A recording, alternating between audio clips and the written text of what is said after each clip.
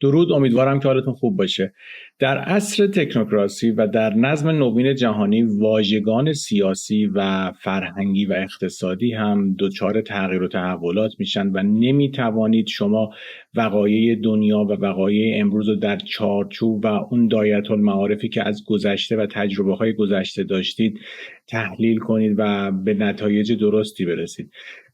تا چندین سال قبل منافع ملی هر کشوری به عنوان یک شعار به حال سمبولیک بودش و هر کسی برای رسیدن به منافع بیشتر تلاش میکرد که بر عوام مردم سوار شه و با ایجاد ورشاد یا ایدئولوژی یا حس وطن پرستی سعی کنه مردم و اکثریت رو به سمت خودش هدایت کنه که بتونه به اهداف خودش برسه. در عصر تکنوکراسی دیگر ما دروغی به نام منافع ملی نداریم و در این دهکده جهانی ارکان سیاسی در اکثر نقاط جهان باید طبق یک الگوریتم جلو برن و هر کشوری همونطور که قبلا اشاره کردیم به مثابه یک ایالت هست و باید در این نظم نوین یک نقشی رو بازی کنه. دیگه شما اجازه نخواهید داشت برخلاف قواعد بازی کنید و اگر هم برخلاف قواعد وارد الگوریتم اونها بشه و بخواید بازی رو به هم بزنین حذفتون میکنن. اتفاقی که در حال رخ دادن هست و میبینیم که مثلا در خاورمیانه اسرائیل تن به این بازی نمیده و تلاش داره میکنه که مقداری به هر صورت لابی های یهودی افراطی بازی رو به هم بزنن و میبینیم که در داخل اسرائیل چه اتفاقاتی رخ داد و تظاهراتی علیه نتانیاهو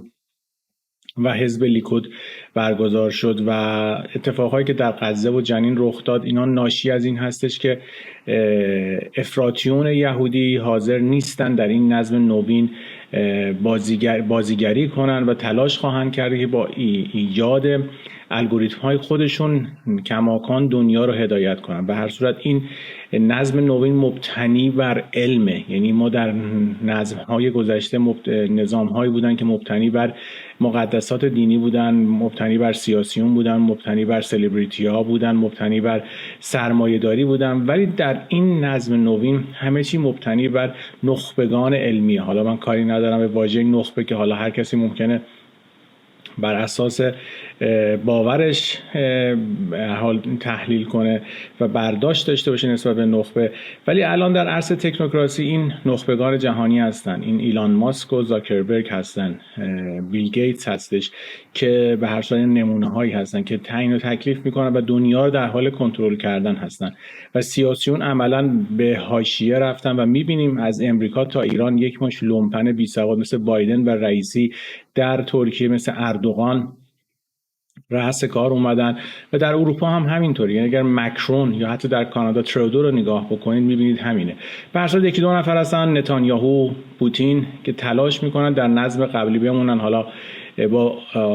شکست ترامپ به هر صورت کنار گذاشتن ترامپ از بازی مقدار این لابی ضعیف شد و دیدیم که عربستان و بن سلمان را هم وارد بازی خودشون کردن. به هر صورت این یک نکته بود بگم که دیگر منافع ملی نداریم. اگر فکر کنیم مثلا منافع ملی ایران در خطر میفته، ما دیگر منافع ملی وجود نخواهد داشت و ما به عنوان یک ایالت موظف هستیم در اون الگوریتمی که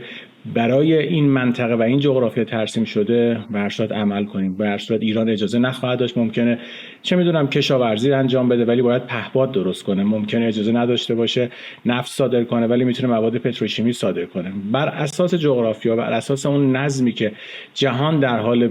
جلو بردنش هست، هر کشوری موظف هستش که وظایف خودش رو انجام بده. به هر صورت نکته کوتاهی بود که میبینم کماکان بازی‌های سیاسی و تحلیل‌های سیاسی پیرو چنین و مبانی میگذره. اصلا ما دیگر منافع ملی نداریم. واژگان عوض شده، همونطور که در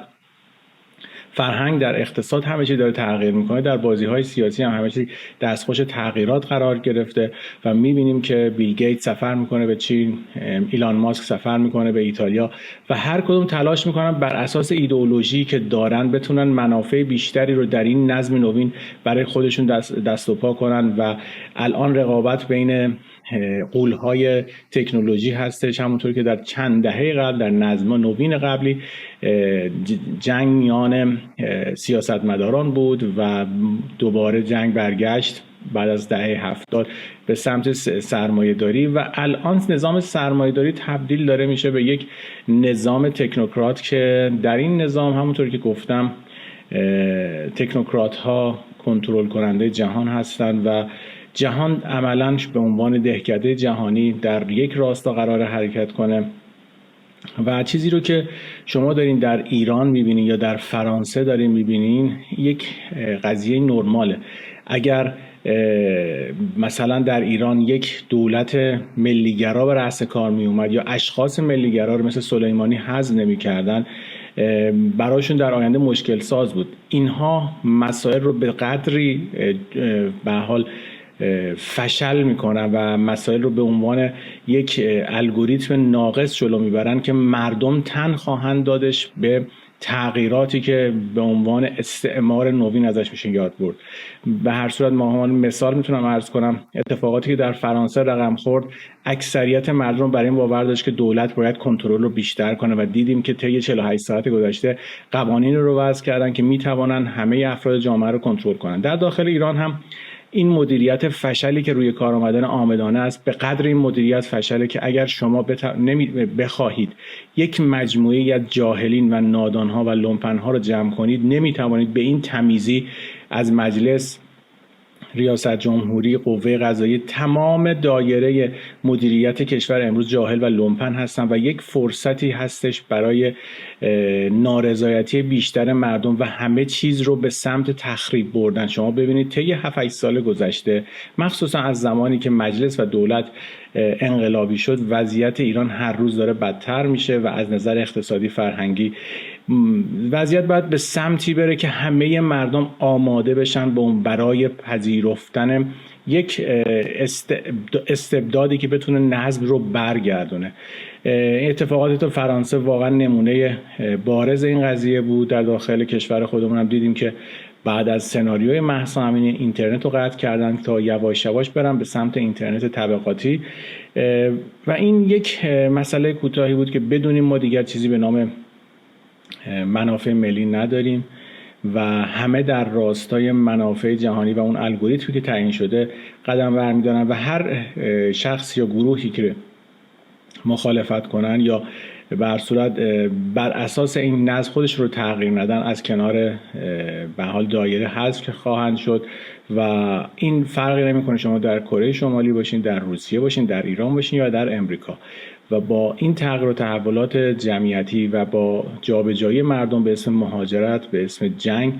تلاش میخوان بکنن که جامعه ها رو یک دست کنن. در ترکیه، در ایران، در کشورهایی که فرهنگ یک دست دارن، جامعه باید تغییر کنه و میبینیم که مثلا در داخل ایران این همه افغانی، پاکستانی، عرب داره وارد میشه، چیزی که در ترکیه هست. در اروپا هم عملا این اتفاق رخ داده و مهاجرین از هند و کشورهای مسلمان سرازیر شدن و جامعه عملا داره مخلوط میشه و به یک دستی میرسه که در این یک دستی همه چیز آماده میشه که استبداد نوین به اسم قانون و برگرداندن امنیت برای جامعه ظهور کنه و این به واسطه این هرج و مرجی که ایجاد میشه برای اکثریت قابل حذف خواهد بود.